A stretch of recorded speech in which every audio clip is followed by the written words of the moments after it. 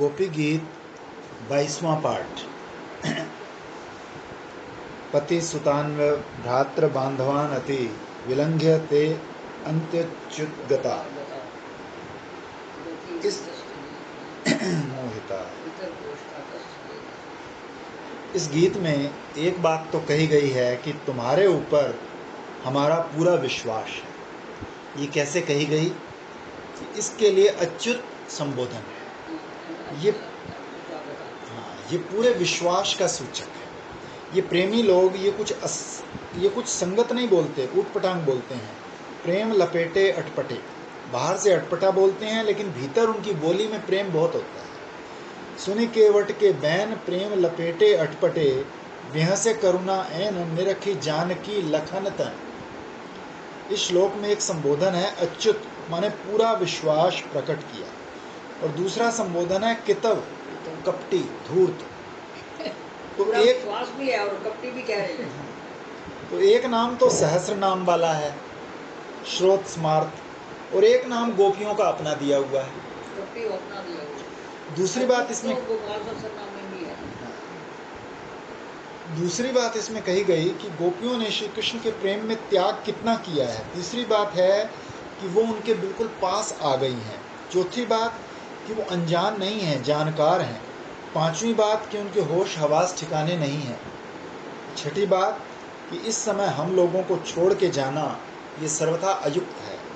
ये 6 बातें मिलकर ये गीत बना। रात्रि में औरतों को अकेले छोड़ के तुम्हारे सिवाय कौन जा सकता है, इसलिए अब अच्युत का अर्थ क्या है कि पहले तुमने हम लोगों से प्रतिज्ञा की थी कि गोपियों तुम अगली रात्रियों में हमारे साथ विहार करना, तो अपनी प्रतिज्ञा से तुम च्युत नहीं हुए हो, अटल हो उस पर।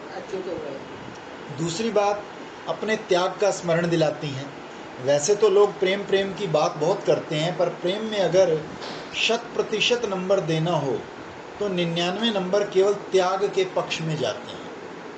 केवल 1 नंबर प्रेम के पक्ष में आता है। 100 चीज़ अगर दुनिया में हो तो 99 छूट जाती हैं, 99 का फिर छूट जाता है। तो त्याग की बड़ी महिमा है। एक बार की बात है, श्री अद्वैताचार्य जी महाराज ने श्री चैतन्य महाप्रभु से प्रश्न किया कि अयम लीला व्यरची भवता योयम द्वैत भाजा। महाप्रभु, आपने ये क्या लीला कर दी? अद्वैतवादी ज्ञानी लोग चतुर्थ आश्रम में संन्यास ग्रहण किया करते हैं, तो आपने ये संन्यास का वेश ग्रहण क्यों किया? ये तो अद्वैतवादी निवृत्ति परायण सन्यासियों का, वैरागियों का काम है। तो उसके उत्तर में पहले तो अद्वैत का उपहास किया चैतन्य महाप्रभु ने अद्वैताचार्य का। भो अद्वैत शृणु किमु वयम हंत न अद्वैत भाजाम। हे अद्वैत जी, क्या हम अद्वैत के प्रेमी नहीं हैं? माने तुम्हारे प्रेमी तो हम हैं ही। तुम अद्वैत हो, हम तुम्हारे प्रेमी हैं। तो बाद में महाप्रभु ने बताया कि बिना सर्वस्व त्याग किए अपने प्राणपति श्याम सुंदर का भजन नहीं हो सकता, इसलिए हमने ये त्याग किया है। इसमें अद्वैत की चर्चा करने से क्या प्रयोजन सिद्ध होता है कि हम तो अपने प्राण प्रेष्ठ श्याम सुंदर की सेवा करने के लिए सर्वस्व त्यागी हुए हैं। हरि सो जोरी सबन सो तोर्यो, मैं अपनो मन हरि सो जोर्यो। तो अब आओ जरा गोपियों के जीवन पर दृष्टि डालें। दशम स्कंद में पहले ये प्रसंग आया कि जब भगवान श्री कृष्ण ने ग्वाल बालों को मथुरा की ब्राह्मणियों के पास भेजा कि उनसे जाकर हमारे लिए भात मांग कर ले आओ, तो ब्राह्मणियों ने भात भेजा नहीं, स्वयं अपने सिर पर स्वादिष्ट भोजन लेकर वो श्री कृष्ण को भोजन कराने के लिए घर से निकल पड़ी। उनके पति, पिता, पुत्र, भाई, बंधु सब ने रोका कि अरे कंस नाराज हो जाएगा, वो तो ग्वाले हैं, उनके लिए तुम ब्राह्मणियों का जाना ठीक नहीं है। बहुत समझाया पर वो रुकी नहीं। श्री कृष्ण की सेवा करने के लिए, भोजन कराने के लिए गई। अब वहाँ जाने पर श्री कृष्ण ने कहा कि लौट जाओ तुम लोग। तो जैसे गोपियाँ बोलती हैं वैसे ही वो भी बोली, श्री कृष्ण तुम्हें ऐसी क्रूर कठोर वाणी का प्रयोग नहीं करना चाहिए। अब तो वेदों में सुन के आई हैं कि जो श्री कृष्ण के चरणों में जाता है वो लौट कर नहीं आता। तो अब हम लौटने वाली नहीं, वेद वचन को सत्य करो। इसके बाद उनके मुंह से निकला कि अगर हम लौट कर जाएंगी तो हमारे पति, पिता, पुत्र अब हमको ग्रहण नहीं करेंगे। श्री कृष्ण ने कहा बस इसी डर से नहीं लौटती हो अरे जाओ, तुम्हारे पति तो चंदन और फूल माला लेकर स्वागत करने के लिए खड़े कि हमारी श्रीमती जी लौट कर आएँ और हम उनको हाथ जोड़ के प्रणाम करें कि धन्य हो देवी, तुम श्री कृष्ण से इतना प्रेम करती हो। जाओ, तुम्हारा सामूहिक रूप से स्वागत होगा, बाजे गाजे बजाकर। मथुरा के ब्राह्मण तुमको अपने घर ले जाएंगे, तुम्हारी बहुत इज्जत बढ़ जाएगी, लौट जाओ। अब लौट जाना पड़ा, परंतु जब गोपियां चली तो उनके भी पति, पिता, सास, ससुर, मित्र, भाई, बंधु सब ने रोका। तो उनका उल्लंघन करके गोपियां श्री कृष्ण के पास आई। सगे संबंधी जो थे उनकी आज्ञा नहीं मानी उन्होंने। जब श्री कृष्ण के पास आई तो उन्होंने भी उनसे कहा कि लौट जाओ। तो लौट जाओ कहने के बाद गोपियों की जो दशा हुई उसका श्री सुखदेव महाराज जी ने वर्णन किया कि गोपियों की चित्त की स्थिति है कि वो तो केवल कृष्ण को चाहती हैं, संसार के और किसी विषय को नहीं चाहती। ये न समझना, दोनों में कितना फर्क है ना। वो इसलिए नहीं लौट रही कि हमारा स्वागत नहीं होगा, वो मंजूर नहीं करेंगी, और ये कहती हैं कि हम लौट के क्यों, हम तो छोड़ के आएंगे। इनको ये डर नहीं है, इसलिए नहीं लौट के जा रही कि हम हमारे पति स्वागत नहीं करेंगे। वो इसलिए लौट के जा रही कि हमारा वो कोई चारा नहीं है हमारे बिना। ये नहीं समझना कि गोपियां गरीब थी, उनके पास भोग की सामग्री नहीं थी। कई लोगों के पास महाराज 4 पैसे हो जाते हैं तो वो समझते हैं हमारे बराबर और कौन है। असल में जिसके हृदय में तृष्णा बनी है वो गरीब है। जिसका मन संतुष्ट है उसके लिए कौन धनी कौन गरीब। संतोष तो चाहिए मन में। तो गोपियां गरीब नहीं हैं, उनके पास खाने पीने पहनने को बहुत है। उनके पति पुत्र सगे संबंधी ससुराल मायका सब संपन्न है, सारे भोग उनके सामने हैं। लेकिन कृष्ण में उनका मन ऐसा लगा है कि वो सारे भोगों को लौटा देते। तेल तमोल भूषण वसन सब छोड़ दिया कि हमने देखा कि भोग की बड़ी बड़ी सामग्री आती है परंतु गोपी उसको स्वीकार नहीं करती। और एक बार कृष्ण के सामने साफ कह दिया कि हम लोग सब विषयों को छोड़कर तुम्हारे पास आएंगे। हमने सारे विषयों को छोड़ दिया। तो देखो, पहले सगे संबंधी छोड़े, फिर भोग की वासना छोड़ी, फिर भोग के विषय छोड़े, और फिर निर्णय देती हैं बिल्कुल वेद मंत्र के समान कि तुम धर्मज्ञ हो, हम जानती हैं।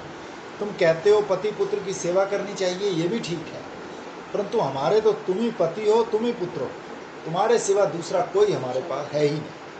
फिर बोली हमने घर छोड़ा, द्वार छोड़ा, गांव छोड़ा, हमने अपनी जान पहचान के लोग छोड़े, हम तो केवल तुम्हारे चरणारविंद की उपासना करना चाहते हैं।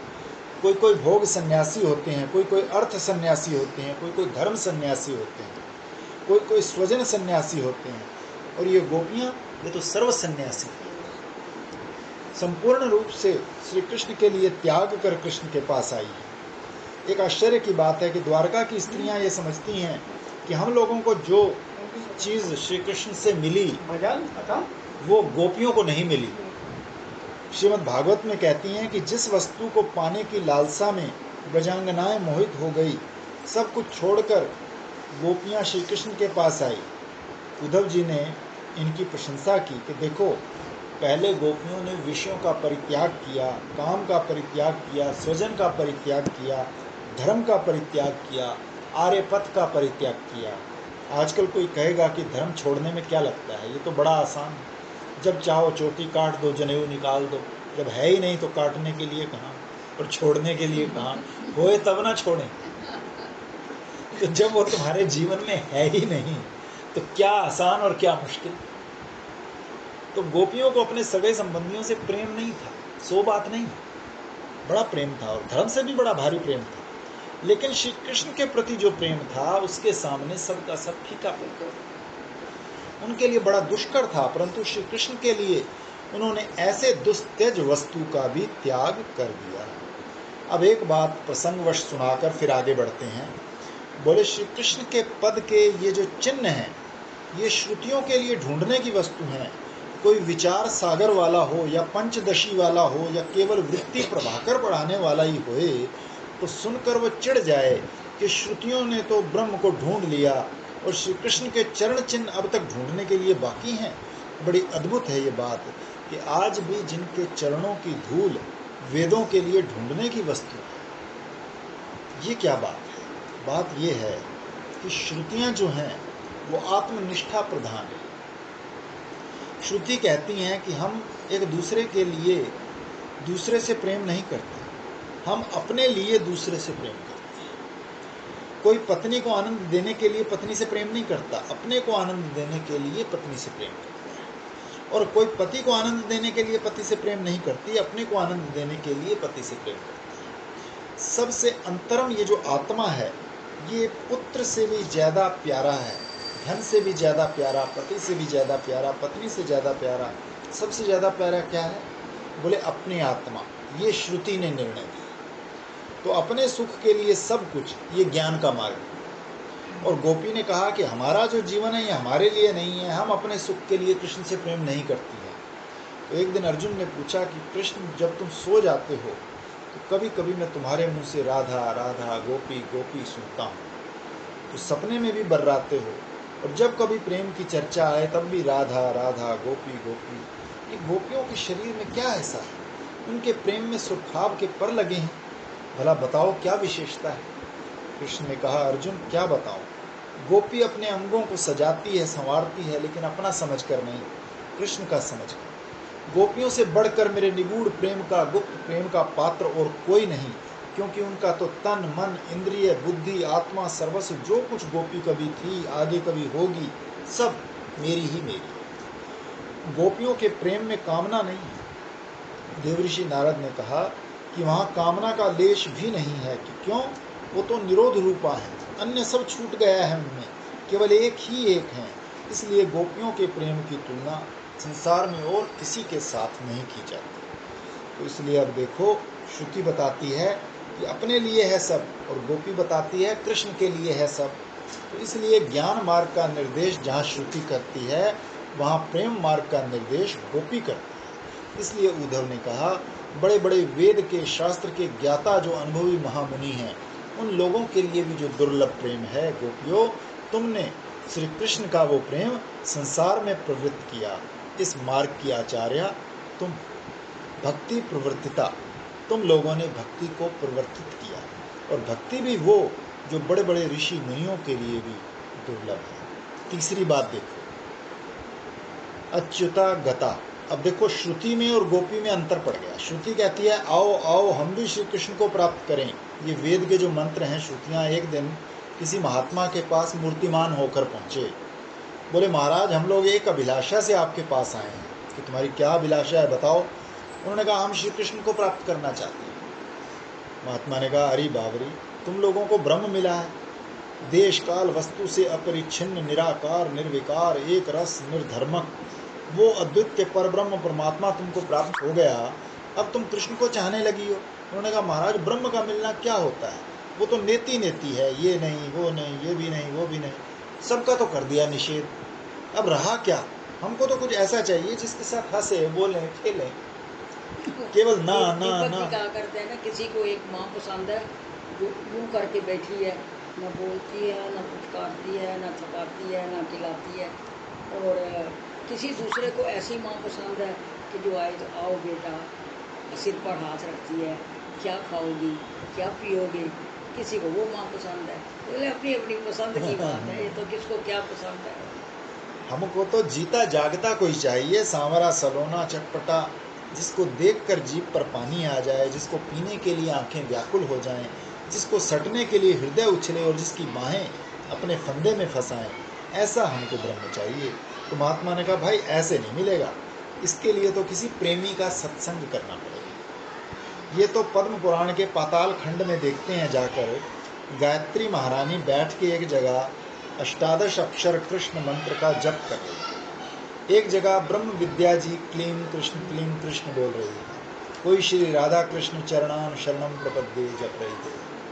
तो सब जो अलग अलग वेद मंत्र हैं वो मूर्तिमती होकर, ये सब गोपियाँ बनी है ना, इसलिए 19 श्लोक जो हैं वो 19 तरह की गोपियाँ हैं, उनका एक एक श्लोक। ये सब अलग अलग वेद मंत्र मूर्तिमती होकर स्त्री बनकर माला फेर रहे कि कृष्ण हमें, सब दंडकारण्य के ऋषि और हमारे ये रामचंद्र जी की जिस जिसने देखा, जनकपुर की सखियाँ, मथुरा की सखियाँ, सब 19 तरह की गोपियाँ जो हैं वो उन्होंने 19 श्लोक बोले। कि कृष्ण हमें पति के रूप में प्राप्त हों, केवल परे परे वाला जो है सो नहीं, हमें तो उरे उरे वाला चाहिए। हमको एक ने बताया कि गिनती से कितने मंत्र हो गए, कितनी माला फेर ली, कितने नोट के बंडल दिए, ये ईश्वर की प्राप्ति का उपाय नहीं है। तुम्हारे दिल में जो प्रेम है वो किस किस्म का है, प्रेम की किस्म देखी जाती है, माला की गिनती नहीं देखी जाती। उसमें प्रेम की क्वालिटी बोलते हैं ना, वो चाहिए। इसमें भी अधिरूढ़, मोदन, मादन, दिव्योन्माद कई भूमिकाएं होती हैं। तो अब यहाँ प्रसंग है गोपी का। ये जो गोपी है ये महाभाव अवस्था में पहुँच गई है और इसको ये भूल गया है कि श्री कृष्ण के विरह में हमको तकलीफ हो रही है। उसको कृष्ण ही याद आ रहे हैं कि रात्रि के समय वन वन भटकने में कृष्ण को तकलीफ हो रही होगी, कृष्ण को कष्ट हो रहा होगा। जिसका जिससे प्रेम होता है उसका लेश मात्र कष्ट दूर करने के लिए वो अपने को बड़े से बड़े संकट में डालने को तैयार रहता है। प्यारे के शरीर पर पसीना ना आवे भले हमारा सारा खून बह जाए, ये होता है प्रेमी का संकल्प, ये होता है प्रेमी का भाव। तो वो अपने सुख के लिए प्रीतम को नहीं चाहता, प्रीतम के सुख के लिए प्रीतम को चाहता है। अब देखो, अब तक जो गोपी की शैली थी वो क्या थी? हमारे हृदय में बड़ी पीड़ा हो रही है, इस पीड़ा की शांति के लिए जो कोई अनिर्वचनीय औषधि है तुम्हारे पास वो हमें दो।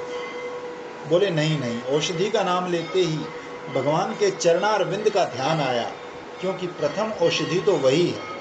चरण कमल है, हस्त कमल है, अधरामृत है, वक्षस्थल का स्पर्श है, ये सब औषध है। औषध कहते हैं उसको जो दोष का नाश करे, गुण का आधान करे। तो विरह रूप जो दोष आ गया है उसको दूर करे और संयोग रूप गुण का आधान करे। वो औषधि कौन सी है? चरणारविंद।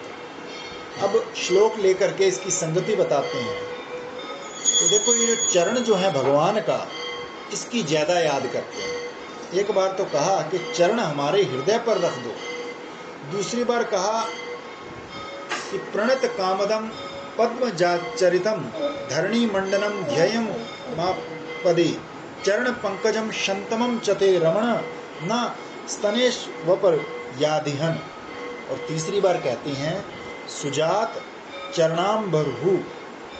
तो पहली बात तो ये है कि अंतर्धान हुए होंगे, छुपे होंगे तो चरण से चलकर ही छुपे होंगे और चरण से ही चल के आएंगे। तो अपना काम तो इस समय चरण से ही बनने वाला है, इसलिए चरण कमल का ही विशेष चिंतन करना है। दूसरी बात ये कि हाथ की पूजा नहीं होती, पूजा चरण की होती है। बोले क्यों भाई, जब भगवान की पूजा करनी हो तो चरणामृत की जगह हस्तामृत क्यों नहीं लेते? बोले देखो, चरण में गति है और हाथ में कृति है। गति जो प्राप्त होती है, जीवन में आगे बढ़ना, वो चरण से ही प्राप्त होती है। तो जीवन में आगे बढ़ना वो तो चरण से ही प्राप्त होती है। श्रुति हमें आज्ञा करती है चरैवेति चरैवेति, चलो चलो चले चलो। एक बात और है, चरण से तो चल के आ जाएंगे, हाथ से क्या करेंगे? बोले हंसा देंगे। जो हंसावे उसका नाम हाथ। सीधा साधा इसका अर्थ है जो लोगों को ऐसे दिखा के, वैसे दिखा के, यूं दिखा के हंसाने का काम आए, उसका नाम हाथ। जो हंसी का साधन होवे, लोग हस्तामृत लेने लगे और कहीं अंगूठा दिखा दें। तीसरी बात यह है कि समूचे भगवान की पूजा संभव नहीं है।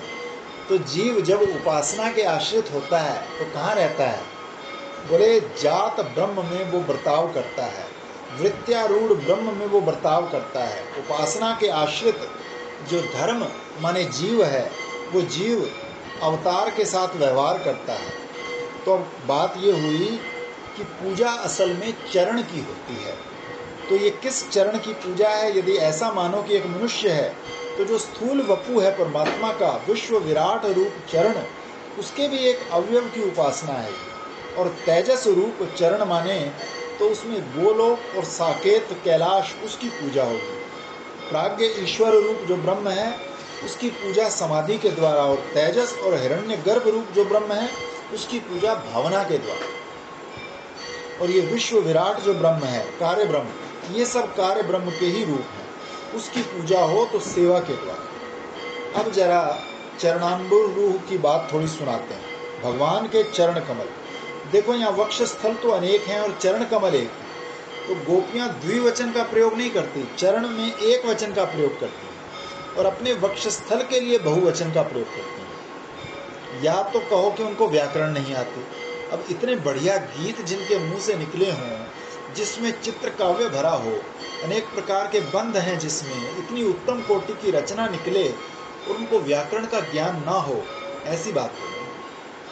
तब ये क्या है कि गोपियों के वक्षस्थल अनेक और भगवान का चरण कमल एक। इसका अर्थ हुआ भगवान के चरण कमल व्यापक। दीपक जी कहा करते थे कि सारी दासियों में ईर्षा हो गए, ये कहे मैं आलता लगाती हूँ, दूसरी कहे मैं लगाती हूँ, तीसरी कहे मैं लगाती हूँ। तो श्री जी उदार हैं कि उनके चरण कमल अनेक हो जाएंगे और वो कहेंगे सब लगाते हैं।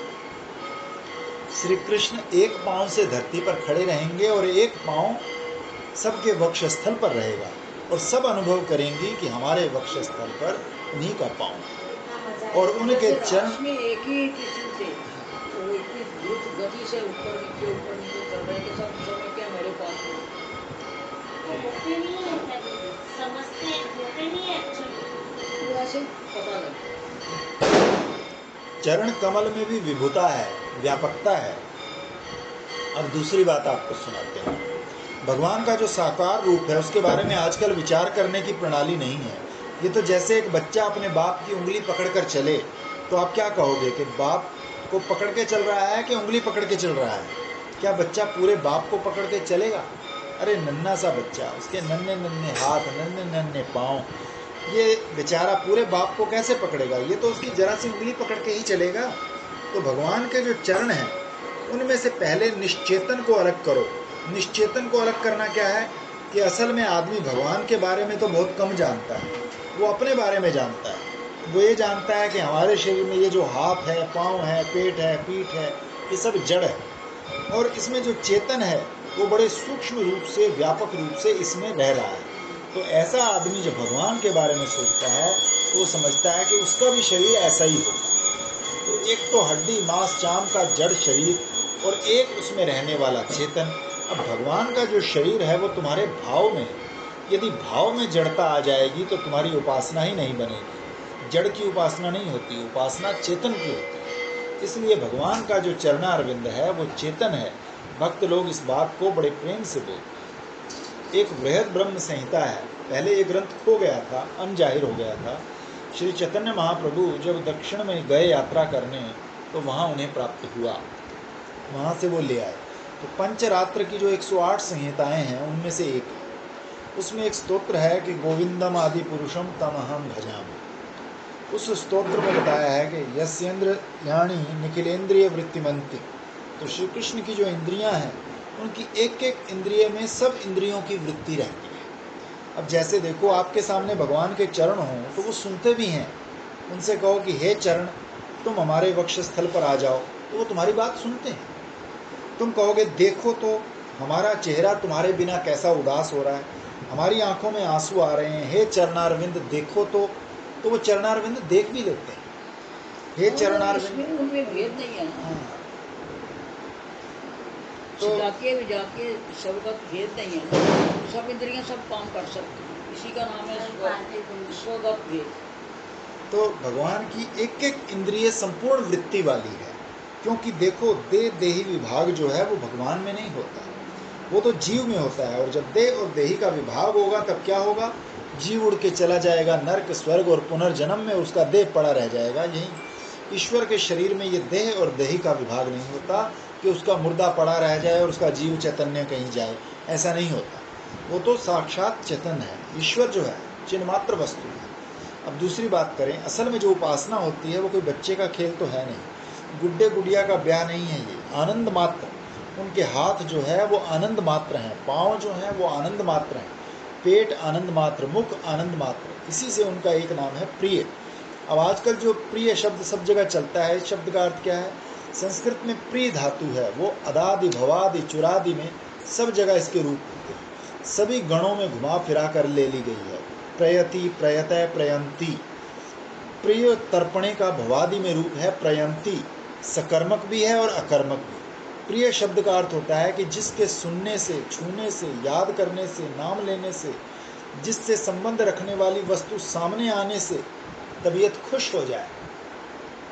रस में सराबोर हो जाए। प्रीणाति इति प्रिय, प्रेयति इति प्रिय, प्रियते इति प्रिय। जिसकी गंध से, रस से, रूप से, स्पर्श से, शब्द से, स्मरण से भी रोम रोम तर हो जाए, जैसे बिल्कुल अभी अभी खीर खाई हो, जैसे उसका डकार आया हो, बंगाली रसगुल्ला खाया और डकार आया, आहा बड़ा आनंद, इसको बोलते हैं प्रिय। अब देखो यहाँ यत सर्वनाम है। यत तत्व का प्रयोग जब होता है तो इसका मतलब होता है अनिर्वचनीय।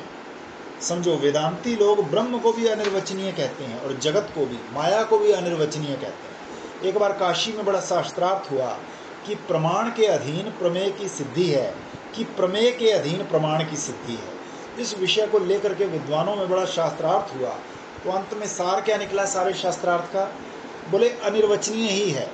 मान से मय की सिद्धि हुई, माने वो दृष्टि सृष्टिवाद और सृष्टि दृष्टिवाद जैसे होता है, बिल्कुल अनिर्वचनीयता में जाकर ही परिसमाप्ति हो। तो ये भगवान के चरण कमल कैसे हैं कि यत हैं, माने अनिर्वचनीय हैं।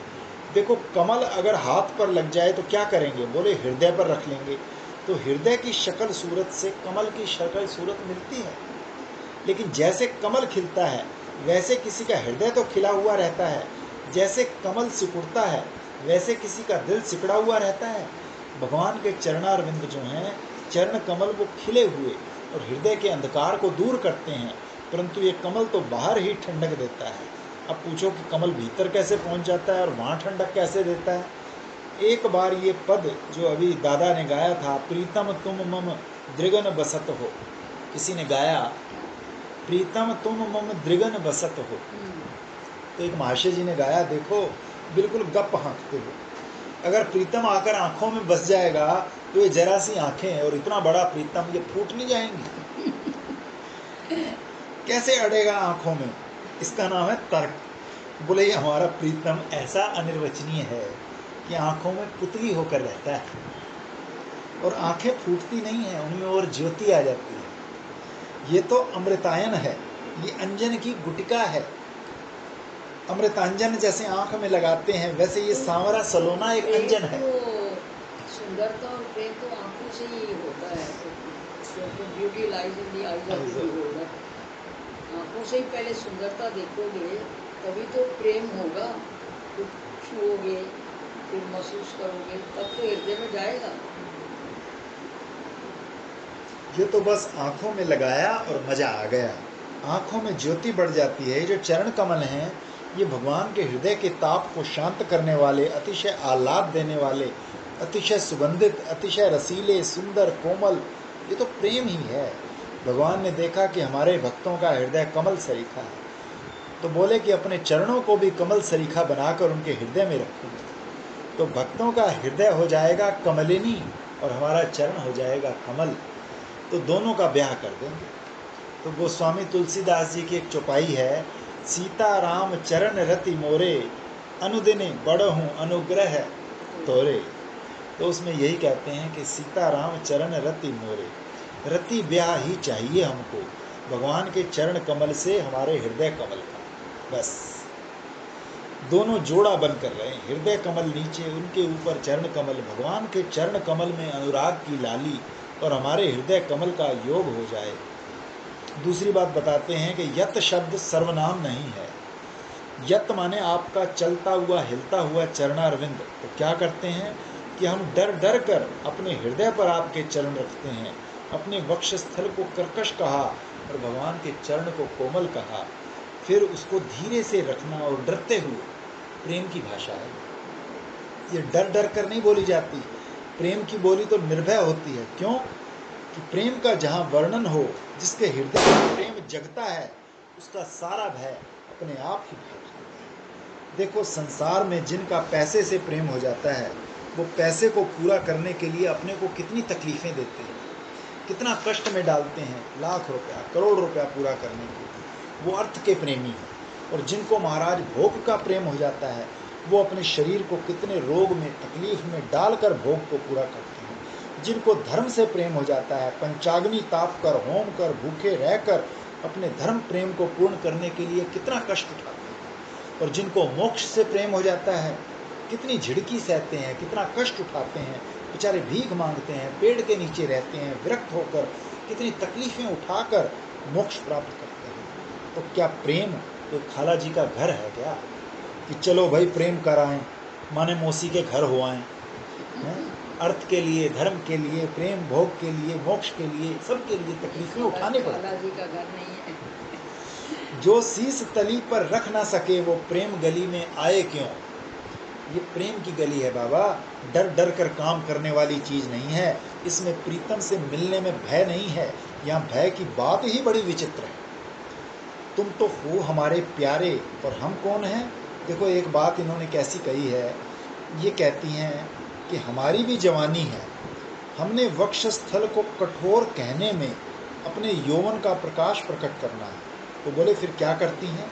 बोले कि हम आपके चरणारविंद को डर डर कर अपने हृदय पर रखती हैं। क्यों भाई? कि कहीं आपके चरणों को चोट न लग जाए। अरे बाबा, जब चोट लगने का डर है तो मत रखो। क्यों आग्रह है कि भगवान के चरणारविंद हृदय पर रखे ही जाएं? तो देखो जो भक्त होते हैं वो तो भीतर चरणारविंद रखकर ही संतुष्ट हो जाते हैं। जो योगी होते हैं वो समाधि के द्वारा चरणों में स्थित हो जाते हैं। ज्ञानी लोग ज्ञान के द्वारा चरण से अभिन्न हो जाते हैं। लेकिन ये जो प्रेमी हैं ये भीतर रख कर संतुष्ट नहीं होते, इनको तो बाहर चाहिए। ये भी ध्वनि है, कर्कशेषु, हमें तो बाहर तुम्हारे चरण रखने के लिए चाहिए। भक्त लोग जो आंख बंद करके तुम्हारा ध्यान करते हैं वो भीतर रखा करें। हमको तो खुली आंख से देखने के लिए चाहिए तुम, और खुली आंख से खुले हृदय पर रखने के लिए चाहिए तुम्हारा चरणारविंद। बोले बाबा अपने सुख के लिए कि हमारे सुख के लिए? ये भी एक रहस्य की बात है, पर रहस्य की बात अधिकारी विशेष के प्रति प्रकट की जाती है। भगवान के चरणारविंद को हृदय पर रखना ये कोई साधारण बात नहीं है। श्री वल्लभाचार्य जी ने तो कहा, जहाँ जहाँ ऐसा प्रसंग आया उसको बंध विशेष बताया। ये विशेष प्रकार का बंध है। अच्छा, अब उस प्रसंग को छोड़कर ये देखो कि डरते क्यों हैं? कि डरते यूँ हैं कि हमारा वक्षस्थल कठोर है, कहीं तुम्हारे कोमल चरणों को चोट न लग जाए। तो रखते क्यों हो? रखते इसलिए हैं कि हम जानते हैं कि जब हम तुम्हारा चरण रखते हैं वक्षस्थल पर, हृदय पर, तो तुमको सुख मिलता है। तो तुमको सुख मिले इसलिए तो रखते हैं, तो कहीं दुख ना हो जाए इसलिए डरते हैं। तो ये भी एक रस की बात हो गई, तुम्हारे सुख के लिए रखते हैं और तुम्हारे सुख के लिए डरते भी हैं। तो इसमें अपने सुख की तो कोई बात ही नहीं, लेकिन ये चरणारविंद तो तुम्हारे हैं, क्यों ना अपना दावा दिखाओ फिर। हम तो सोचते थे कि हम हृदय पर रखकर सुख देंगे, हम डर डर कर धीरे धीरे रखते हैं कि उनको कोई तकलीफ ना पहुँचे। तो तुमने कहा अच्छा गोपियों, तुम हमारे चरण का इतना ध्यान रखती हो, तो देखो ये चरण हमारे हैं, हम तुमको वक्ष स्थल पर नहीं रखने देंगे, हम तो इनको धरती पर घसीटेंगे। बन गए चरण वाले, ये चरण हमारे हैं, तुम्हारे नहीं, बंटवारा कर लिया। प्रेमियों की बात जरा न्यारी होती है, ये तो अलौकिक है। बोले हम जानते हैं कि तुम जंगल में क्यों इस समय भटक रहे हो। हम दिन में तुम्हारा पर्यटन पसंद नहीं करती, दिन में तो तुम धर्म पालन के लिए जाते हो, नंद बाबा से कहते हो हम ग्वाले हैं और गायें चराना हमारा धर्म है, नहीं चराएंगे तो कुल की रीत जाएगी। तो हम कहते हैं अच्छा भाई, गायों के पीछे पीछे भटकने में सुख मिलता है तो भटक लो थोड़ा, तुम्हारे सुख में हम अपना सुख मान लेती हैं। लेकिन अब रात के समय इन चरणों को क्यों घसीट रहे हो जंगल में?